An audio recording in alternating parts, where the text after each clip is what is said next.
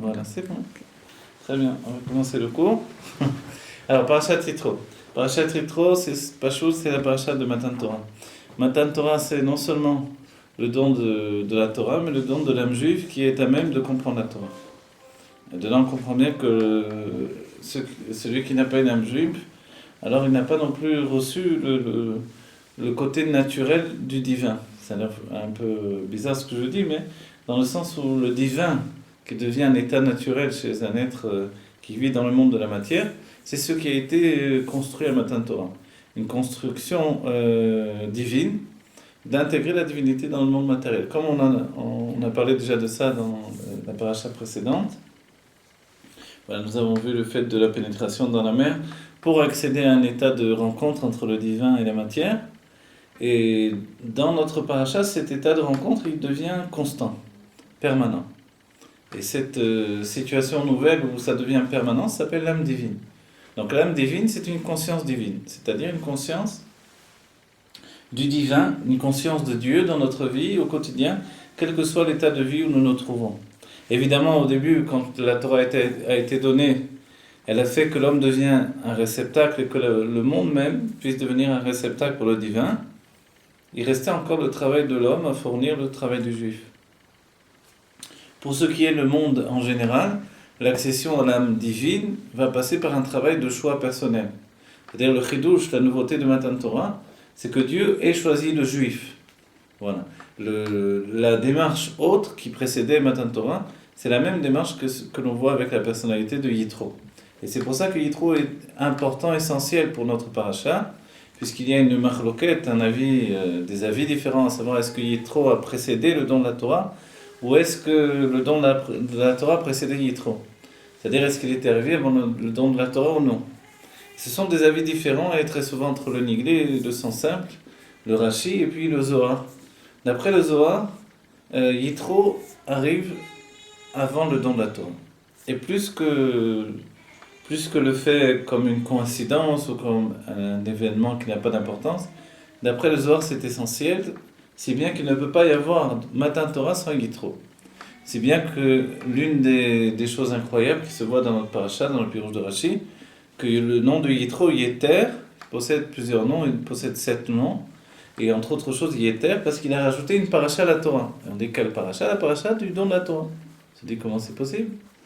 Il a rajouté la paracha du don de la Torah, sans Yitro, il n'y aurait pas de don de la Torah dans ce cas-là. Et en fait, c'est assez extraordinaire. Et le Zohar dit que le monde avait besoin de capituler dans le sens rendre les armes au niveau intellectuel, et la seule personne dans le monde qui pouvait rendre les armes au niveau intellectuel devant la Torah, devant la conscience divine, c'était Yitro. Voilà. Et cet homme-là était essentiel. Pourquoi Yitro en particulier? Parce que Yitro a acquis la connaissance de toutes les sagesses qui sont liées aux Avodah Zarah. On peut se dire pourquoi la sagesse était nécessairement liée à l'Avodah Zarah, donc l'idolâtrie à cette époque-là. Parce que il y a besoin en fait d'une raison qui vient exalter la sagesse. Et on peut se dire alors dans nos générations où la science a pris le dessus sur la foi dans le monde, on peut se dire comment ça se fait qu'on est arrivé à des côtés également d'adhésion à une spiritualité sans qu'il y ait une exaltation vers même une avodah zarah, c'est-à-dire même un côté spirituel, même qu'il soit faux, etc. En fait, on comprend bien que chaque chose, le monde lui-même peut devenir une avodah zarah, la science également peut devenir une avodah zarah. Une avodah zarah, c'est quand par la science, on affirme que voilà la vérité et ce n'est pas la vérité divine. Voilà la vérité terrestre, voilà la vérité de la nature, voilà la vérité. Mais en réalité, il n'y a pas de grande différence entre cette explication-là et l'explication de ceux qui étaient du temps du monde idolâtre. Parce qu'eux aussi disaient voilà la vérité du monde naturel. Le monde naturel fonctionne avec des courants électriques naturels. Donc, peut-être on ne disait pas électrique à l'époque, évidemment, mais ça voulait dire la même chose. Des courants d'influence, d'énergie naturelle. Donc voilà, le monde possède sa propre vitalité personnelle. Donc il y a lieu de remercier le monde, il y a lieu de lui donner même des corbanotes, des offrandes, pour qu'il nous donne en retour une vitalité, une vie, et qu'il nous accorde les bienfaits de vivre d'une bonne manière. Donc, et ça, c'était accompagné d'une élévation des personnalités humaines, quels que soient les niveaux. C'est Aujourd'hui, ça nous a l'air complètement, on va dire, primitif, mais il ne faut pas penser, puisque les sages ont rapporté des tas d'écrits sur la Vodazara et que tous les sages du Sanhedrin devaient connaître toutes les lois de la Vodazara, d'idolâtrie. En fait, c'était pas juste donc s'agenouiller devant une pierre, une statue, c'était des choses également très spirituelles. Voilà. Et malgré ce fait que c'était des choses très spirituelles, c'est-à-dire que l'homme dépassait également ses limites pour s'attacher à une divinité illusoire, puisqu'il n'y a rien d'autre que Dieu, c'est l'affirmation de Abraham Avinu. Ceci dit, ce dépassement de sa propre personne vers quelque chose qui le dépasse est toujours bénéfique pour un homme. Et c'est là où, quand l'homme rencontre le vrai Dieu, l'unique Dieu, celui qui est le Dieu qui a créé le ciel et la terre et qui a fait toutes choses, cette vraie conscience, lorsqu'elle existe dans un homme qui se dépasse pour l'atteindre, alors on atteint déjà un dépassement de l'humanité. Et le seul qui pouvait faire ça à cette époque-là, c'était Yitro. Yitro qui délaisse toutes ses idoles, après avoir servi toutes les idoles, il capitule, il dit, c'est vrai que il n'y a pas plus grand que Dieu, qui gadol avaye mikol haelokim, ce sont ses paroles, car Dieu est plus grand que tous les autres dieux. C'est vrai qu'on pourrait également objecter de dire, comment tu compares à nouveau Dieu aux autres idoles. En fait, on comprend bien là que toutes les forces naturelles qui sont gérées par le Shem Elohim, le nom Elohim, alors sont évoquées par Yitro à ce moment-là. Voilà, c'est pas quelqu'un qui parle au hasard, c'est quelqu'un qui a expérimenté donc l'expérience de toutes ces forces naturelles et de leur élévation mystique et de leur possibilité d'adhésion avec le dépassement de l'être humain pour autre chose. Voilà, jusqu'au niveau où les gens sortaient de leur corps et atteignaient des niveaux de séparation de la matière physique. Mais la Torah est autre chose que ça. C'est-à-dire que la Torah n'est pas une séparation du corps et de l'âme, puisque justement l'expérience des enfants d'Israël qui pensaient qu'on devait recevoir la Torah en étant endormi, c'était cette idée-là, puisque c'est ce qui se pratiquait également dans le monde, a priori. Soit une adhésion totale à la matière, soit un fait de s'exclure de la matière, ou de nier la matière pour elle-même, ou de se séparer de la matière. Et puis Dieu a dit que non, justement, ce que je veux, c'est que tout en étant éveillé, un être devienne un réceptacle pour l'expression du divin. Et ça, cette qualité-là, unique, c'est la qualité du peuple juif, donc ce qui a été construit par Dieu au moment de Matan Torah. Et lorsque Yitro vient annoncer que l'être humain capitule avec toute sa sagesse, et la sagesse d'un homme extrêmement intelligent, d'un niveau d'âme extrêmement élevé, et qui finalement fait le même cheminement, l'Avdil d'un certain point de vue, que le cheminement de Avraham Avinu, des Avos, c'est-à-dire rechercher Dieu de par ses propres forces, ce cheminement qui était celui qui primait avant Matan Torah, où l'âme divine se gagnait par un travail personnel. Alors Yitro est venu et annoncer sa nécessité personnelle de délaisser finalement sa nature précédente pour accéder à Dieu d'une nouvelle manière. Cette nouvelle manière, c'est aussi l'image du premier guerre à l'époque où ça s'inscrit dans la réalité de l'humanité, un peuple choisi par Dieu. Voilà. Et dès ce moment-là, donc, ne seront juifs que ceux qui seront des fils de femmes juives, c'est-à-dire que le propre fait d'enfanter un enfant qui viendra de cette descendance qui a entendu Dieu annoncer et ordonner le fait que Anochi Avaye Elokecha, je suis l'Éternel ton Dieu et tu n'auras pas d'autre Dieu devant moi. Alors ces enfants des enfants et ces enfants des enfants pour l'éternité, ce sont des juifs. Ceux qui n'étaient pas physiquement à ce moment-là et qui vont venir se rajouter pendant les générations, alors ils étaient au niveau de leur âme à ce moment-là, au moment de Matan Torah. Ce qu'il y a de particulier pour Yitro, c'est qu'il est la charnière entre les deux niveaux. Il représente celui qui n'était pas au don de la Torah, il va se retrouver, et celui qui n'était pas dans la situation de la sortie d'Égypte, comme toutes les âmes, et qui en même temps se trouve au don de la Torah, d'après cette idée où il se trouve avant le don de la Torah. Donc un homme qui de son propre travail va venir se lier à Dieu. Dans les écrits du Harizal, Yitro, malgré le fait qu'il fait un travail personnel, Yitro, lui, il va recevoir une élévation particulière par un nom divin que Moshe a utilisé pour tuer un Égyptien en Égypte. On se rappelle l'Égyptien que Moshe a tué en Égypte et qu'il a valu d'être pourchassé par Paro et de devoir être tué et condamné à mort, etc. Et Moshe va se libérer de cette condamnation à mort par un miracle divin. Mais qu'est-ce qui s'est passé quand Moshe a dit un nom divin pour tuer l'Égyptien, il est dit qu'il a regardé à droite et à gauche pour voir si de cet Égyptien il ne sortirait rien, c'est-à-dire est-ce qu'il va sortir quelqu'un de bien à un certain moment, quelqu'un qui va s'attacher à la vérité, ou est-ce que pour l'éternité cet homme-là ne va enfanter que la démence de celui qui ne s'attache qu'à la matière du monde en refusant la spiritualité.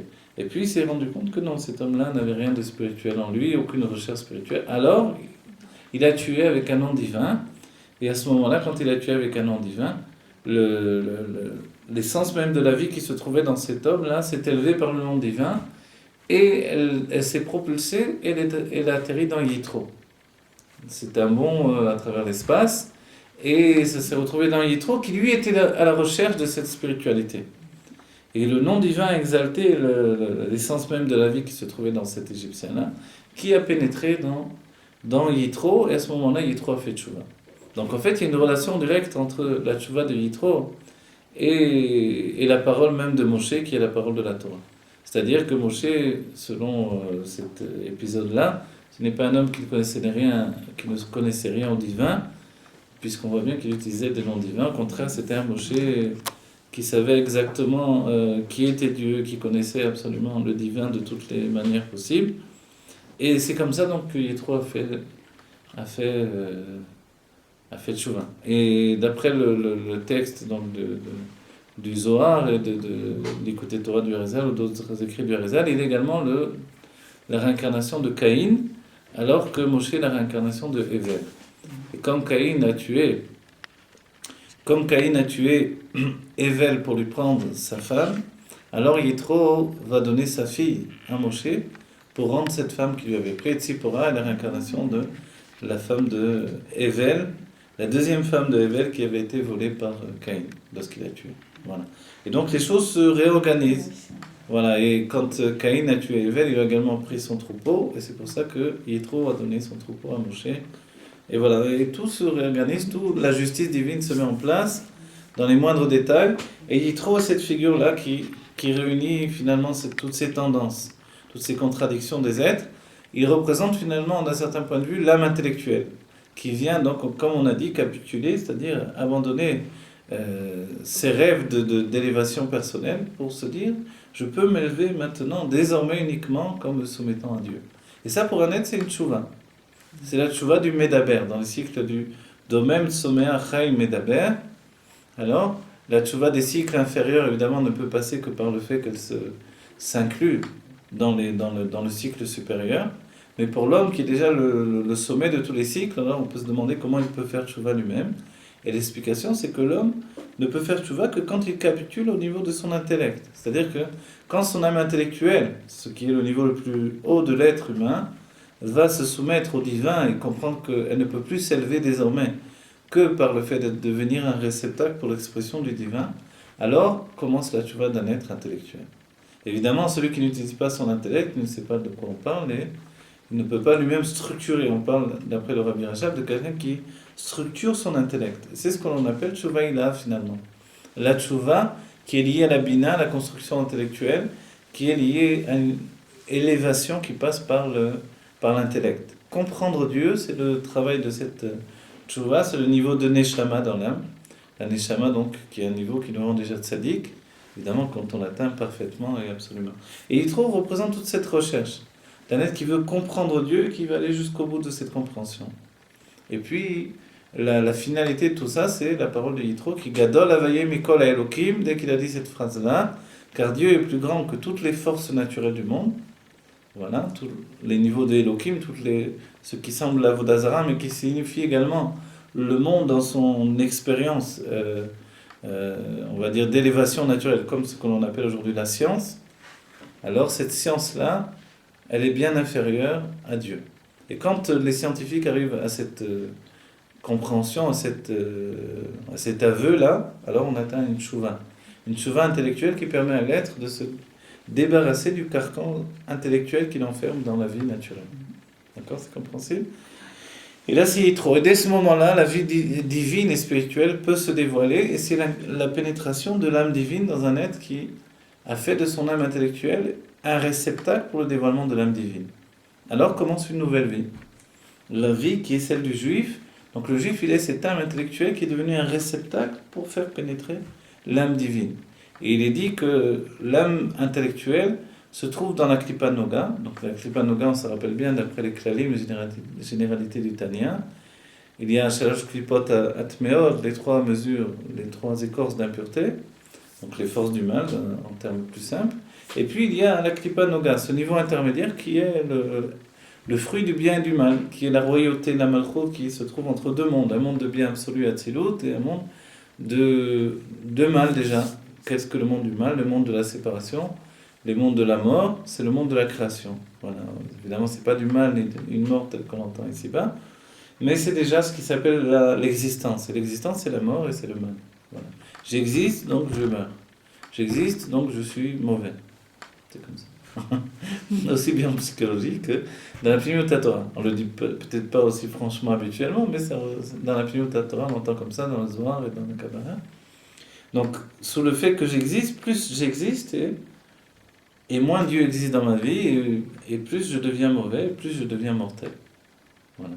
Pour devenir immortel, comme les tzadikim qui sont devenus immortels, qu'on le veuille ou non, à un moment ce sera le stade à passer, c'est notre aveu à nous dans notre vie, l'aveu personnel d'une personne limitée qui voit peut-être des gens mourir autour de lui et qui doit affirmer que les tzadikim sont immortels. Pourquoi? Parce que finalement, ils sont un réceptacle déjà pour l'expression de Dieu également dans leur corps. Ce que l'on n'atteint pas encore, puisque notre corps est également au service de nos plaisirs. Tant que le corps est attaché aux plaisirs du monde, forcément il ne peut pas devenir immortel. Le jour où il se détache des plaisirs du monde, et puis qu'il n'a plus que des plaisirs divins, c'est-à-dire qu'il ne mange que uniquement par nécessité, il ne jouit du monde que uniquement par nécessité, dès ce moment-là, alors il atteint l'état d'immortalité. Voilà. Ce qui est intéressant, c'est que avant le don de la Torah, le peuple juif n'était pas encore prêt à ce stade-là. C'est pour ça que quand on a reçu la manne, comme on a vu dans la paracha précédente, alors on voit que la manne a été donnée justement sans demander à l'être de faire ce qui s'appelle itkafia. Itkafia, c'est-à-dire de se priver. Au contraire, quand la manne a été donnée aux Juifs, il était interdit d'en garder pour le lendemain. C'était à la fois une preuve de émouna, de foi. Donc, c'est-à-dire, je me dis, Dieu va me donner demain ce qu'il me faudra. Et en même temps, on voit bien qu'on ne demandait pas juste de faire itkafia, de se priver. Il avait un repas d'habitude dans le travail des Juifs, on se dit, prive-toi un peu. Mange pas tout. C'était le même pain qui avait un goût différent, c'est tout. Le même pain qui avait un goût différent, c'est-à-dire? C'était quoi la manne? C'était un pain? Non, la manne, c'était pas du pain. C'est du pain qui tombait du ciel. La manne, elle prenait le goût de tous les aliments qu'on voulait. C'était pas du pain. C'était plus de la fleur. C'était la même, non? Non, ça ne ressemblait pas du pain du tout. C'était plus, ça ressemblait à de la graine de coriandre, les sages ont dit, de rachis. On ne peut pas comparer au pain que l'on connaît nous. C'était un élément qui pénétrait dans le corps, qui ne faisait pas, on n'allait pas aux toilettes, pour dire simplement les choses. Il était totalement éliminé par le corps et il prenait les goûts de tout ce qu'on voulait. On voulait manger de l'agneau, c'était de l'agneau, du cabri, de la viande rouge, des fruits, des légumes, ce qu'on voulait. Voilà. Sans, pour ceux qui étaient vraiment intègres, les plus élevés, les tzadikim, ils n'avaient même pas besoin de cuire. Et les autres, plus on était attachés à la matérialité, plus on avait besoin de faire un effort pour préparer la manne. Comme plus le tzaddik le trouvait sur sa fenêtre, il n'avait même pas besoin de sortir dehors. Et celui qui était encore trop attaché au monde de la matière, il n'arrivait même pas à concevoir qu'on pouvait le recevoir comme ça. Donc il devait aller le chercher à l'extérieur. Mais à chacun, on disait, ne garde pas pour le lendemain. Et le fait de ne pas en garder pour le lendemain, ça a deux sens. Donc renforcer ma émouna, ma foi, veut dire que Dieu va me donner à manger demain. Comme le Baal Shem Tov, ou dans les histoires du Baal Shem Tov, on raconte qu'en pleine nuit, il se réveille affolé, qu'est-ce qui se passe, qu'est-ce qu'il y a de catastrophique. Il avait un peu d'argent dans son manteau. Il est vite sorti dehors, donné l'argent qui lui restait dans son manteau, un pauvre. Il est venu se coucher tranquillement.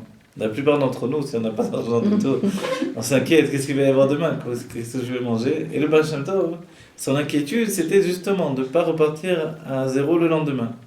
Évidemment, ce n'était pas toujours très confortable à vivre pour sa femme, mais c'était comme ça qu'il vivait. Et donc, c'est-à-dire qu'il voulait repartir à nouveau à zéro chaque jour au niveau de la Emouna. Et ça, ce point-là, c'était ce que l'on attendait du peuple juif, qui était une préparation au don de la Torah et qui va se poursuivre tout le long de la période où il se trouve dans le désert. Et ce que l'on voit de particulier, c'est qu'on ne leur demandait pas de faire de café, donc de se priver. Mange tant que tu veux, mange tout ce que tu veux. Mange tout. D'habitude, on ne dit jamais mange tout. Laisse-en un petit peu, ne sois pas un goinfre. Prive-toi un petit peu, fais un travail sur toi. Et on verra qu'ensuite, les tzadikim vont faire un travail de cette manière-là. Et que finalement, quand le peuple juif va se goinfrer de viande, ils vont mourir de la viande entre les dents également. Quoi? À une autre période où il y aura des malheurs, etc. Où finalement, alors qu'ils ont plein de bétail, ils vont demander de la viande. Et l'explication finalement, c'est que ce n'était pas la viande qu'ils voulaient exactement. C'était des plaisirs, on va dire charnels, des plaisirs de chair. Mais pas ces plaisirs-là, pas le plaisir de la nourriture. Mais le fait qu'on leur avait enlevé leurs femmes, puisqu'ils étaient mariés dans des mariages interdits d'après la Torah. Une fois que la Torah a été donnée, des tas de mariages, comme le fait de se marier avec une sœur, avec je sais pas quoi, toutes sortes de mariages interdits par la Torah, alors il a fallu faire des divorces. Et les hommes étaient maintenant en situation terrible pour eux. C'était avant le Shidur, c'était l'état de divorce, ils étaient complètement déchirés par ça, c'est pas une chose facile. C'est là où ils ont demandé à Dieu de la viande. Et que Moshe a dit, mais j'en peux plus de ce peuple. Et Moshe il dit, je vais prendre la viande maintenant. D'autant plus qu'ils avaient ils avaient de la viande, ils avaient des bétails, ils avaient tout ce qu'il fallait. Et Dieu a envoyé de la viande, des cailles qui sont tombées du ciel, et puis la suite. Voilà. Mais on n'en est pas encore là, parce que dans notre paracha, ce que l'on voit dans un premier temps, enfin, l'essentiel de notre paracha, c'est le don de la Torah. Anochi Havai Elokecha asher hotzeticha me'eretz Mitzrayim, je suis l'Éternel ton Dieu qui t'est sorti de l'enfermement d'Égypte. Et toujours la question que l'on pose dans les Maamarim, c'est pourquoi Dieu vient s'annoncer de cette même manière-là et non pas de la manière qui aurait dû être celle-là, de dire je suis l'Éternel ton Dieu qui a créé le monde. Anochi Havai Elokecha asher asiti et shamayim va'aretz. J'ai fait le ciel et la terre. Et après tout, sortir le peuple d'Égypte, c'est une petite chose, plutôt que de faire le ciel et la terre. Voilà. On a entendu des accomplissements du peuple juif en Israël, quand ils ont libéré des Éthiopiens qui étaient enfermés, etc., une opération particulière. On peut se dire, voilà, c'est possible. C'est pas quelque chose d'impossible. C'est vrai que Dieu a accompagné ça de miracles tout à fait en dehors de la nature, mais pour Dieu qui a créé le monde et la terre, avec toutes les merveilles du monde et de la terre, c'est rien de dire je vous ai sorti d'Égypte. En fait, le chidouche se trouve tout à fait dans la nouveauté, dans cet état d'esprit-là. C'est-à-dire que Dieu vient annoncer je vous ai sorti de l'enfermement d'Égypte, c'est-à-dire je vous ai sorti de l'enfermement du monde naturel. C'est ce que dit Rabbi Yitro, qui gadol havayim mikol haElokim. Lui, il annonce comme une conclusion intellectuelle et personnelle. Et Dieu vient l'annoncer, c'est pour ça que c'est une préparation au don de la Torah. Dieu vient l'affirmer totalement, vous voyez. Dieu il vient l'affirmer totalement comme quelque chose d'absolu. Yitro le dira, Ki gadol havayim mikol haElokim, car Dieu est plus grand que tous les Elokim. Et finalement, la situation, la même parole d'un certain point de vue, dite par Dieu, ça devient Anochi havai Elokecha asher hotzeticha me'eretz Mitzrayim. C'est-à-dire, je suis l'Éternel ton Dieu, qui t'ai fait sortir de tous les Elokim également, de tous les enfermements de l'Égypte, de tous les enfermements inhérents au monde de la matière. Et ça, c'est quelque chose d'extraordinaire. Et on comprend bien, puisque Dieu a fait la matière, il a fait la notion de Elokim, qui est Gematria, la valeur numérique de Hateva, du monde naturel. Donc forcément, étant donné que Pharaon était le maître du monde naturel, puisque tout passait par l'Égypte à ce moment-là, que lui-même pensait qu'il était une idole, puisqu'il était lié au Nil, le Yéor, il pensait que vraiment il s'était fait lui-même et qu'il était à même de donner la vie à tous les êtres. En fait, le monde naturel, comme on l'a dit tout à l'heure, il doit absolument se soumettre à Dieu. Quand le monde naturel peut se soumettre à Dieu, alors on a un dépassement de l'être. De la même manière, au-dedans de nous, comment on peut élever notre âme animale, c'est quand elle-même elle se soumet à l'âme divine. Se soumettant à l'âme divine, elle peut devenir un réceptacle pour l'âme divine. Donc, quand chacun d'entre nous nous soumettons à Dieu, on peut accéder à la situation de devenir un réceptacle pour l'expression du divin. Alors ça commence par Yitro qui annonce Ki gadol havayim mikol haElokim, car Dieu, Havayé Yudke Vavke, est plus grand que tout, les idoles, et puis on atteint le niveau d'expression de Dieu lui-même qui dit Anochi Havayé Elokecha asher hotzeticha me'eretz Mitzrayim. Je suis l'Éternel ton Dieu qui vous a fait sortir de la terre d'Égypte. Donc, de la terre de tous les enfermements, la terre d'Égypte. Mitzrayim, ce sont les lettres de Metzarim. Metzarim, ce sont les gvulot, les enfermements, les limites. Et c'était une terre de laquelle on ne pouvait pas sortir. On ne pouvait pas sortir parce que, non pas simplement parce qu'il y avait des barrières, il n'y avait pas des barrières dans tous les endroits, il n'y avait pas des enfermements dans tous les endroits. C'était une terre très étendue. Et lorsque le peuple juif est arrivé à Pithom, c'est bien qu'ils avaient construit les pyramides dans Pithom et Ramsès, dira la Torah. Alors quand ils arrivent finalement, ils quittent l'Égypte, ils arrivent à Pithom, à ce moment-là, Pithom va se transformer en Pi Acherut. Pithom, ça veut dire la bouche fermée. Pi, c'est la bouche, et fermée. Tom, c'est le fait de se taire. Elle devient Pi Acherut. Elle devient la bouche de la liberté. Et voilà, à ce moment-là, en fait, c'est l'ouverture de la mer. Et en fait, donc, le Zohar dira, c'est l'ouverture, c'est la libération du langage, sans lequel l'être ne peut pas contribuer à son élévation par l'échange avec l'autre personne. Le langage, c'est ce qui permet à l'un et l'autre de communiquer, c'est-à-dire ce qui nous permet finalement d'échanger des idées et d'échanger des contradictions dans les points de vue, ce qui nous permet d'évoluer. Pourquoi Dieu a donné à un homme le fait de se marier avec une femme? Pour qu'il y ait effectivement une autre vision, qu'il puisse voir le monde par la vision d'un être différent que lui-même. Pourquoi Dieu demande à chacun d'entre nous d'avoir des amis, d'échanger avec ses amis, pour échanger des points de vue différents? Pourquoi je me confronte sans arrêt au quotidien à des personnes qui pensent différemment que moi-même, pour que j'évolue et que je puisse accéder à un vrai date, une vraie conscience d'une existence à multiples facettes. Dans la Torah, c'est ce qui s'appelle, au bout du compte, quand on va au bout de cette transformation personnelle de mon esprit, de mon cerveau, c'est ce qui s'appelle atteindre le niveau de Nun Sha'arei Bina. C'est-à-dire que j'ai tellement de facultés de contredire ma manière de penser que j'arrive à jusqu'à 50 manières de penser différentes. Sur la Torah. Sur la Torah. Sur la Torah, je le jure. Sur la Torah.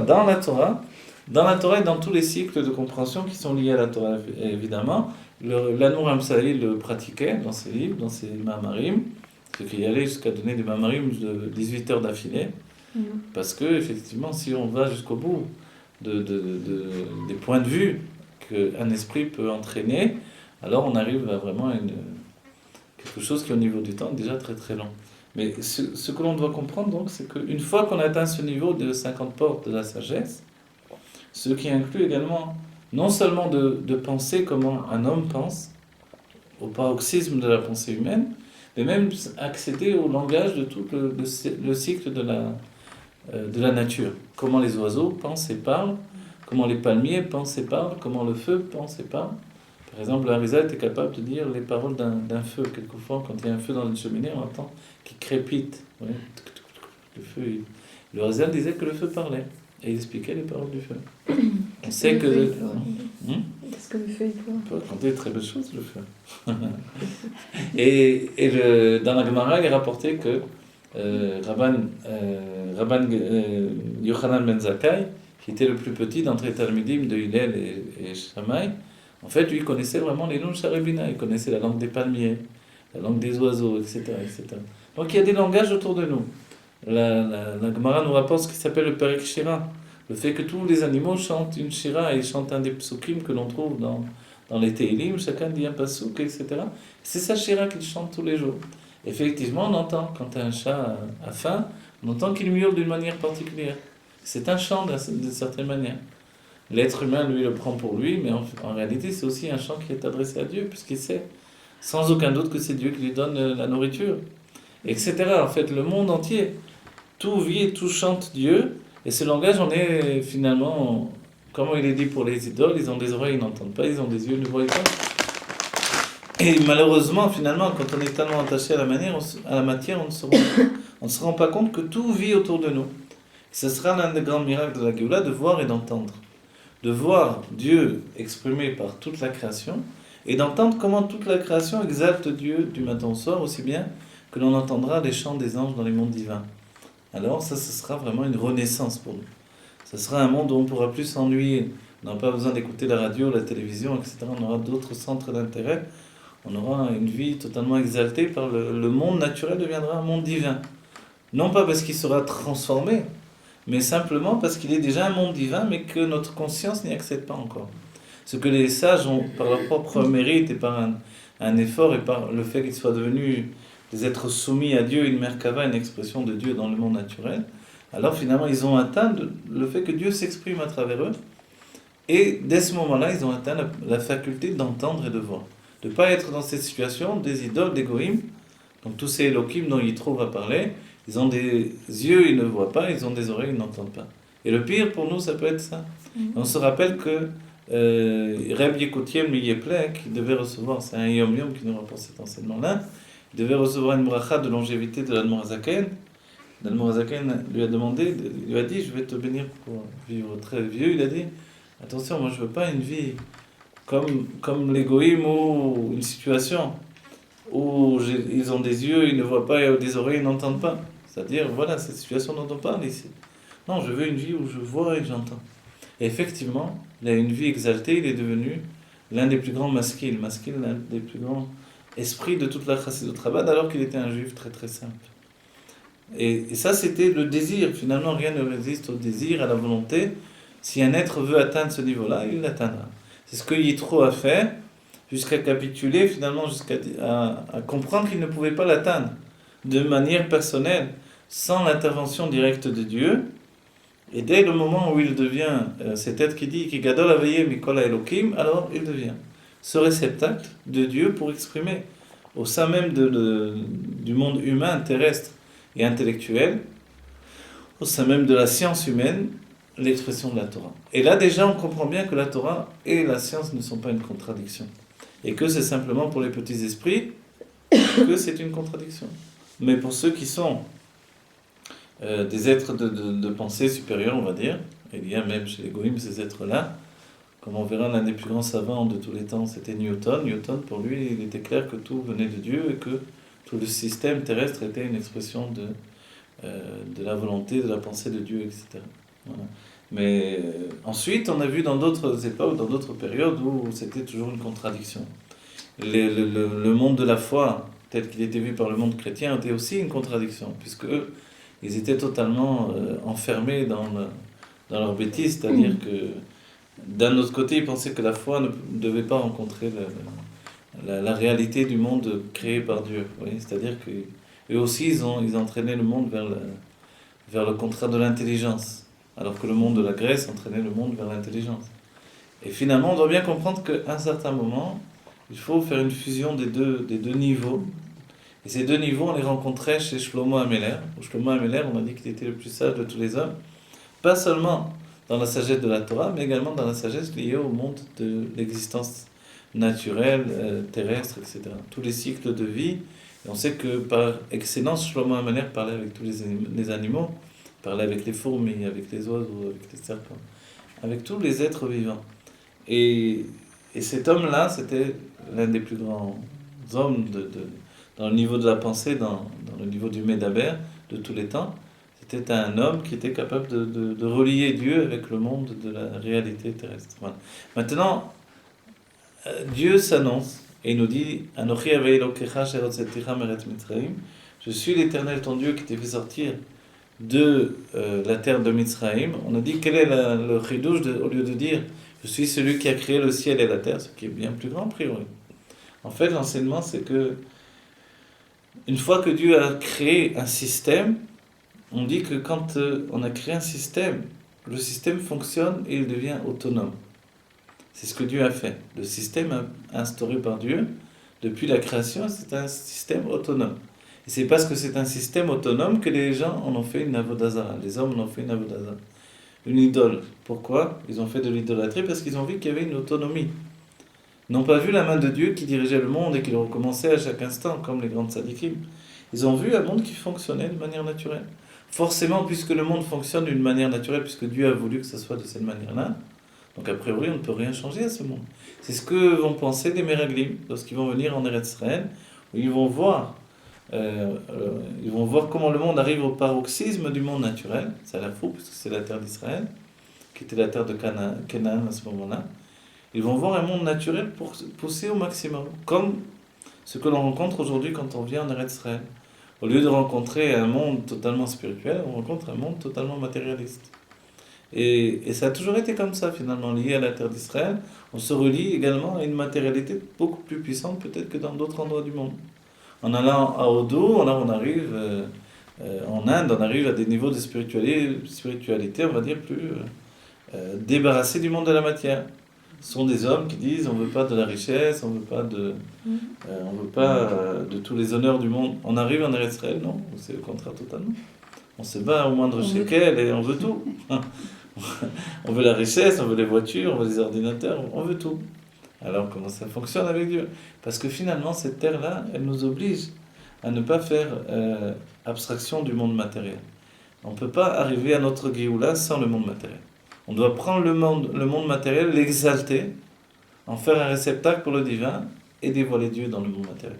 Et ça, c'est en particulier en Eretz Israël, où c'est peut-être l'un des endroits du monde où c'est le plus difficile à faire. En même temps, ce que l'on vit au quotidien, après s'être soumis à Dieu au quotidien et avoir vécu avec une difficulté de vie renouvelée, on s'aperçoit que le divin est à proximité, il est là, il est perceptible, il est proche de nous. La lumière physique même du soleil est tellement particulière et exaltée, spirituelle, et on voit bien que ce n'est pas la même lumière que l'on trouve dans le monde.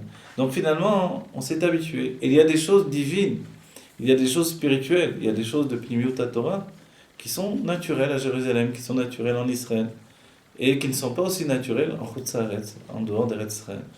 Et c'est déjà un chidouche en fait. On s'est habitué à vivre avec ça.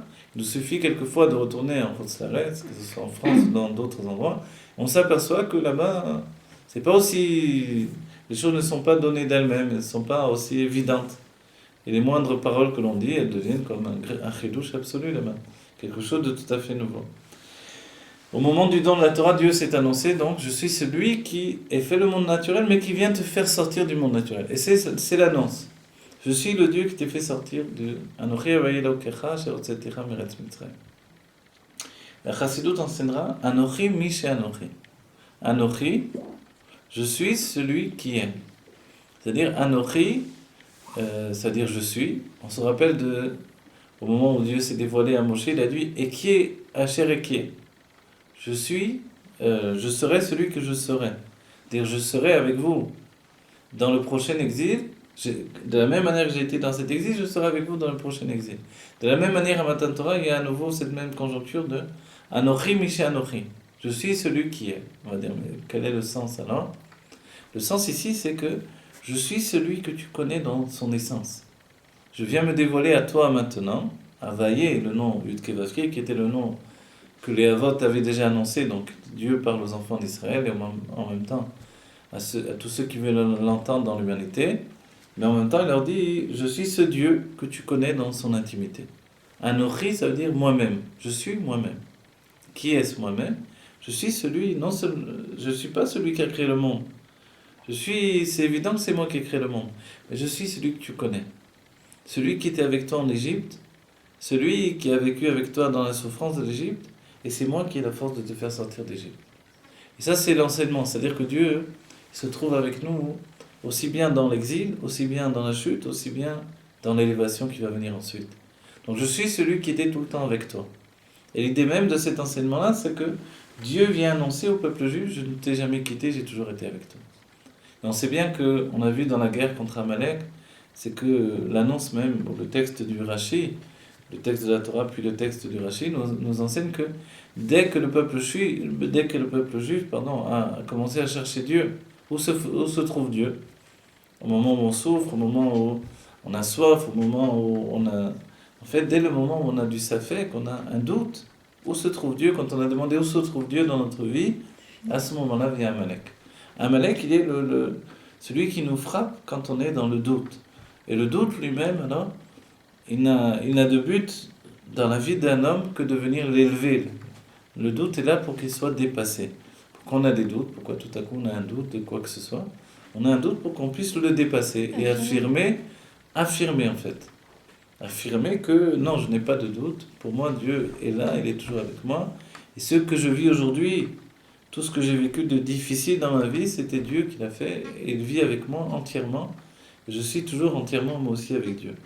Et c'est pas pour autant que parce que j'ai eu des moments difficiles dans ma vie que je me suis éloigné de Dieu, que Dieu s'est éloigné de moi. C'est une des affirmations de la Chassidut. Le simple fait de s'éloigner, c'est une perception. Mais en réalité, Dieu est toujours proche de moi.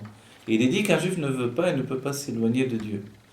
Le chidouche, c'est de dire qu'en fait, tu ne t'éloignes jamais de Dieu tout autant où tu veux y accéder. Tout autant où tu as conscience que Dieu est proche de toi et qu'il suffit d'affirmer en fait. Et Dieu vient l'affirmer. Anochi Elokecha shehotzeticha me'eretz Mitzrayim. Je suis l'Éternel ton Dieu qui t'ai fait sortir de l'enfermement d'Égypte. Et les sages nous enseigneront que ce n'est pas simplement l'enfermement d'une seule Égypte, ce sont tous les enfermements de toutes les Égyptes à venir. C'est-à-dire que l'enfermement lui-même, l'Égypte, représente le monde qui nous enferme. Dès le moment où le monde m'enferme, qu'il soit même un livre de Torah qui m'enferme, dans une pensée unique, qui m'empêche d'accéder à la pensée, on va dire, immense et infinie de la Torah, comme on a dit, le niveau des Noul, Sharabina, et puis après même, Lamed Bet n'était votre Chokhmah, ce qui m'apporte un lève, un cœur. Alors, les 32 portes de la Chokhmah, de la sagesse, après qu'il y ait eu les 50 portes de la Bina, on accède aux 32 portes de la sagesse, de la Chokhmah. Et à ce moment-là, en fait, on devient un être qui possède un cœur. Et le cœur, ce sont deux lettres, Lamed et Bet. Et Lamed Bet, en fait, c'est quoi? C'est Lamed Bet. Lamed, c'est la lettre qui fait de moi un élève. Et le Bet, c'est ce qui fait de moi un être qui possède une Bina. Et c'est ce que l'on appelle également Talmid Chacham, un élève des sages. Le lève, c'est ça, un élève des sages. Un élève, c'est le Lamed, la lettre Lamed, de l'étymologie de Limoud. Et le Bet, ça représente la sagesse exprimée. La sagesse exprimée, alors, c'est la Bina. Un élève des sages, c'est celui qui possède un cœur. Donc un cœur, un bon cœur, comme il est dit dans les Pirkei Avot, c'est de rester toute sa vie un élève des sages. Et dès qu'on ne reste pas, on devient autre chose qu'un élève des sages nous-mêmes, alors on perd le cœur qui est nécessaire pour l'apprentissage de la Torah. C'est pour ça que tous les sages, tous les grands sages, ont toujours été des élèves toute leur vie. Même quand ils avaient 100 ans, même quand ils avaient 120 ans, ils ont toujours été des élèves. Rashi est l'élève de Rabbi Moshe Darshan, le rabbi est l'élève du rabbi précédent, et ainsi de suite tous les sages. Babé Salé, il est l'élève de son grand-père. On voit toujours cette humilité de dire, je suis, comme le rabbi qui dit, je suis le Mamalé Makom, je suis celui qui remplace le rabbi précédent, c'est tout. Mais lui, il continue toujours. Et c'est cette humilité qui permet à la Torah de subsister. Quand on perd cette humilité, quand on pense que tout vient de moi uniquement et que finalement, on n'a pas compris qu'on glisse sur des rails qui appartiennent à d'autres que nous, on nous demande d'innover, on nous demande de réfléchir de par nous-mêmes. Mais en fait, on nous demande de le faire comme un train qui glisse sur des rails. On n'a pas posé nous-mêmes les rails, on est juste le train qui glisse sur ces rails. Vous voyez ? Si tout à coup j'ai pris un train qui glisse de lui-même sur rien, alors on est sorti du chemin tout simplement. Mais la Torah, telle que le Rabbi nous l'a dit, la Torah que nous voulons, c'est cette Torah, la Torah des princes d'Israël de tous les temps. C'est une Torah qui glisse sur des rails, qui ne pourra pas devenir une contradiction. On ne pourra pas venir contredire les choses les unes et les autres. En fait, la contradiction me permettra de m'élever. Donc en fait, quand on réfléchit et quand on utilise ces rails qui nous ont été posés par les sages, les uns après les autres, alors on avance. On avance sur le chemin qui est le chemin de la vérité. Et c'est comme ça que l'on accède à Dieu. On accède à Dieu non pas simplement dans son côté extérieur, mais dans l'intériorité de Dieu, dans l'expression qui peut s'exprimer dans l'intellect. Et pour ce faire, alors effectivement, il faut beaucoup étudier, mais il faut beaucoup réfléchir, plus encore qu'il faut étudier. On l'a dit, donc tout ça c'est lié au fait de Lamed Bet. Lamed Bet n'était votre Chokhmah. C'est pour ça qu'il est dit ce sont des conduits de la Chokhmah. Et Lamed Bet n'était votre Chokhmah, les sages nous disent déjà dans le Pirouche du Ravad qui est lié au Sefer Yetzirah, le Ravad nous dit là-bas que Lamed Bet n'était votre Chokhmah, ce sont les psukim de la Torah. Bereshit bara Elokim. C'est le premier des natifs. Natif, ça veut dire c'est comme un conduit, un chemin, comme des rails effectivement. Le premier natif de la Torah, c'est Bereshit bara Elokim. Le deuxième, c'est Et Hashamayim ve'et haaretz. Le troisième, ainsi de suite. Jusqu'à arriver à 22. On va dire, mais qu'est-ce qu'il y a là-dedans? En fait, là-dedans, si tu réfléchis, si tu t'approfondis, il y a toute la sagesse de tous les temps. Et pour ce faire, il faut être à la fois un sage soi-même et à la fois un élève de sage. Il faut les deux niveaux, il faut un cœur. Et un cœur, donc, c'est cette lettre Lamed qui représente la colonne vertébrale de l'être intellectuel vivant. Et cette lettre Lamed, elle s'élève jusqu'à l'infini. Et c'est la lettre la plus haute de toutes. C'est une tour qui vole dans le ciel. Et c'est la tour du temps que l'on possède dans chacun d'entre nous. La tour du temps, c'est celle qui nous ramène à Moshe Rabbeinu, qui nous ramène à Abraham Avinu, qui nous ramène au Rashi, qui nous ramène à Abrabanel, qui nous ramène à tous les sages de tous les temps, tous les grands sages, qui fait que maintenant je viens, moi aussi, tout petit que je suis, je viens et je me mets comme ça, je ne parle pas de moi-même, je ne dis pas je pense que comme ça, comme ça. Dans la Chassidut, on dira, on s'en fiche de ce que tu penses. Mais qu'est-ce que disent les sages? C'est ça. Et au début, c'est vrai que tant que l'homme s'accroche encore à son humanité intellectuelle et qu'il fonctionne avec son système, j'estime que, je pense que, évidemment, forcément, on n'est pas sorti, on n'est pas arrivé au stade de Yitro qui dit qu'il gadol avayem ekol Elohim. On est en plein dans les Elohim qui sont plus grands que l'expression de Dieu. Et avaye, c'est justement aya oveveye. Il était, il est, il sera, dans un même niveau. Qu'est-ce qui était, est et sera, comme le nom même de Moshe, Mashaya ou Sheye. Ce qui était, c'est ce qui sera. C'est la perpétuité de la Torah à l'infini. Cette Torah, finalement, qui est le fait qu'on devient nous-mêmes juste un train qui glisse sur des rails que d'autres ont posés avant nous. On nous dit, regarde, prends un nouveau wagon, rajoute ton wagon, c'est tout ce qu'on te demande. Ton wagon, c'est ton réceptacle intellectuel, ta sensibilité, tes sentiments, ton message humain que tu veux donner au monde, et vas-y, mets-toi en route avec les autres. Mais les rails sont déjà posés, il y a déjà un train qui roule depuis des siècles et des siècles. On te donne quelque chose de merveilleux, rajoute ton wagon et roule avec les autres. Et ça, c'est le secret, c'est ce qui est enseigné, et c'est ce qui nous est donné déjà dès le moment où la Torah nous est donnée. Et c'est pour ça que par la suite, on verra l'affirmation de Dieu, ou l'injonction divine dans les textes, qui sera « Vaïdaber Hashem el Moshe les morts ». Les morts, ça veut dire, et Dieu a dit à Moshe de dire. Et quelquefois, on se demande pourquoi la première fois, de toutes les manières, on est obligé de se poser la question, qu'est-ce que ça veut dire les morts? C'est-à-dire, le Rashi nous dira de répéter. Et quelquefois, où finalement la parole n'a été annoncée qu'à Moshe en lui-même, pour lui-même, on se dit pourquoi? Parce que finalement, il y a une répétition qui se fait. Et répéter, c'est la formule même de la Torah elle-même. Quand on dit les Tanaïm, ce sont les Shanaïm, c'est ceux qui répètent la Torah. Donc répéter la Torah, c'est de répéter à l'infini. Qu'est-ce que fait le peuple juif? On ne fait que répéter des paroles du matin au soir. Et ça, c'est quelque chose d'extraordinaire quand on s'approfondit sur ce point-là. Nous, aujourd'hui, tous les jours de notre vie, par exemple, quand on étudie la Torah du Rabbi, on est émerveillé. Mais au bout du compte, le Rabbi ne fait que répéter ce qui a été dit avant. Et qu'est-ce que faisait le Rabbi Retz? Il ne fait que répéter ce qui a été dit avant. Et ainsi de suite, jusqu'à Moshe Rabbeinu et jusqu'à Abraham Avinu, jusqu'à Adam Rishon. On va dire, où est le chidouche dans tout ça? Où est la nouveauté? La nouveauté, c'est l'être. L'être qui vient le répéter à sa manière à lui. Et c'est à chaque fois la manière de répéter les choses doit devenir une manière qui devient une manière personnelle. Et cette manière personnelle, finalement, elle est introduite par l'apparition de Yitro. Yitro vient dire qu'il y a un travail personnel à faire dans la Torah. Ce travail personnel, c'est que même quelqu'un qui vient d'en dehors du judaïsme peut rajouter une paracha à la Torah. Quelle paracha il peut rajouter? Il peut rajouter même la paracha, puisque c'est son nom Yeter, il a rajouté une paracha qui est la paracha du don de la Torah. C'est fou. Parce que le monde avait besoin que Yitro vienne annoncer que, voilà, l'être intellectuel va capituler devant la Torah et va dire que tout ne peut exister au niveau intellectuel, au niveau de l'humanité, que lorsque l'être comprend que Dieu est tout. Le tout en question, c'est-à-dire le monde, tout ce qui vit autour de moi, tout ce qui est une réflexion, une conclusion du monde qui vit autour de moi, c'est-à-dire dans les plus grandes expériences spirituelles qui peuvent se faire dans le monde, et même matériel, organique, tout ce qu'on veut, tout ne peut exister que quand tout n'existe que par Dieu. Et lorsque l'on admet que tout est Dieu, enon milevado. Dans ce cas-là, enon milevado, c'est la conclusion de tout. Il n'y a rien d'autre que Dieu. C'est une conclusion que l'on avait fait déjà en traversant la mer. Mais en réalité, ce passage-là, il était déjà une préparation au don de la Torah, une préparation à la Géoula à venir. Ce que l'on attend de nous au moment du don de la Torah, c'est que chacun de nous et le monde matériel lui-même deviennent un réceptacle pour intérioriser le divin. Non plus simplement pour exprimer le divin et que ensuite la matière et le divin se séparent comme Yaakov Avinu qui pouvait mettre les tefilines avec des bâtons et ensuite jeter les bâtons évidemment.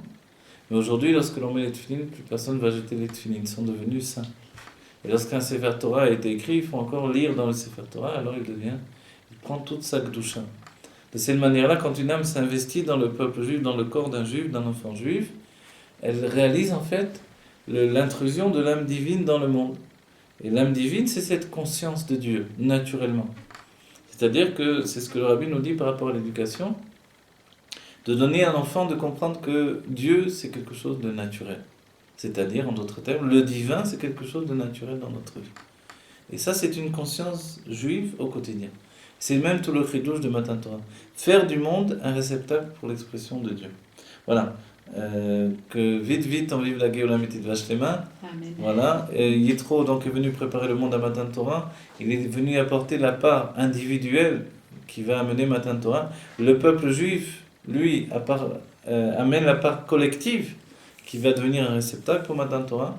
Et Dieu, lui qui est tout, finalement, s'investit dans l'être. Il est dit quand un enfant vient au monde, alors il est dit dans la Gemara, Maseret Nida, il est dit que Shlosha Shutafim Ba'adam, Av Em Akadosh Baruch Hu. Et Akadosh Baruch Hu, alors trois associés dans l'homme, le Père, la Mère, Akadosh Baruch Hu, et Dieu, donc le Saint béni soit-il. Et le Saint béni soit-il, qu'est-ce qu'il donne? Alors Akadosh Baruch Hu, il donne Notenbo Roi Neshama. Qu'est-ce qu'il donne dans l'homme?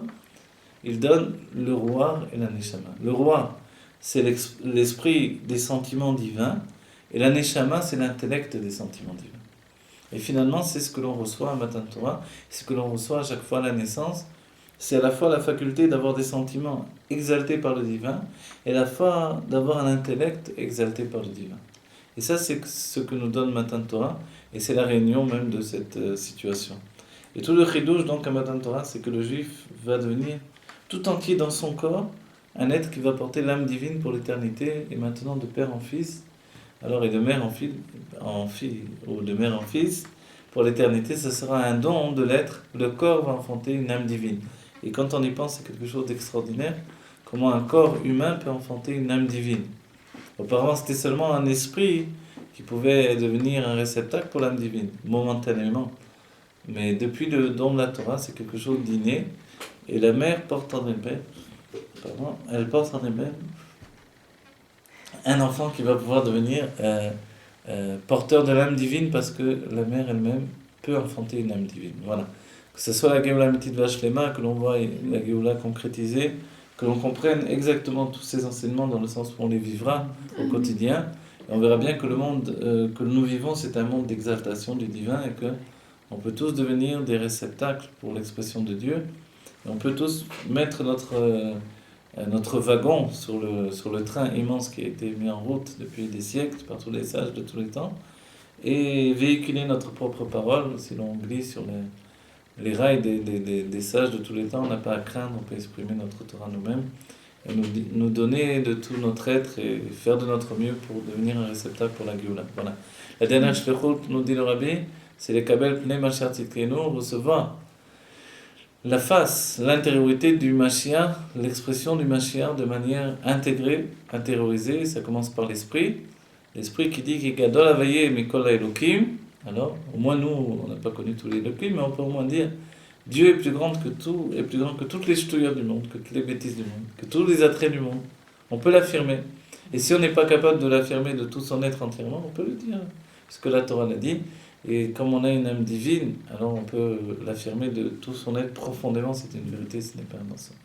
Voilà, que l'on vive vite la Géoula Amétit Vashlema, que Dieu nous bénisse chacun en particulier, pour évoluer et grandir dans la Torah depuis cette paracha de Matan Torah. Amen.